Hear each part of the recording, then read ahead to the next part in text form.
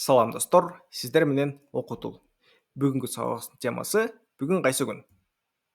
Бул сабакта биз күндөрдүн, айлардын жана жылдардын туура жазылышын жана айтылышын үйрөнөбүз.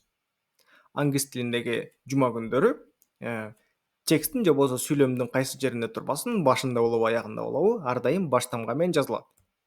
Эми кеттик.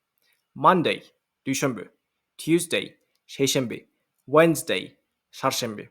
Байкап көрсөңүз, бул жердеги Wednesday сөзүдөгү D тамгасы окулбайт, ошон үчүн бул Wednesday деп окулат.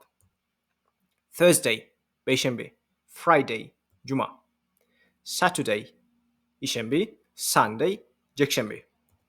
Saturday жана Sunday дем алыш күндөрү. Жана биз аларды weekend деп билебиз.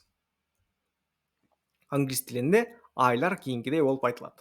Алар кайсы жерде турбасын, сөздүн башында болобу, сүйлөмдүн же болбосо тексттин башында болобу, аягында болобу, ар дайым баш тамга менен жазылат. Эми кеттик. Spring months жаз айлары. March март, April апрель, May май. Summer months жай айлары. June июнь, July июль, August август. Autumn months күз айлары. September сентябрь, October октябрь, November ноябрь. Winter months кыш айлары. December декабрь, January январь, February февраль. Датаны айтканда биз иреттик сандарды колдонобуз. Мисалы, the 24th of September 24 сентябрь же болбосо 15th of October 15 октябрь.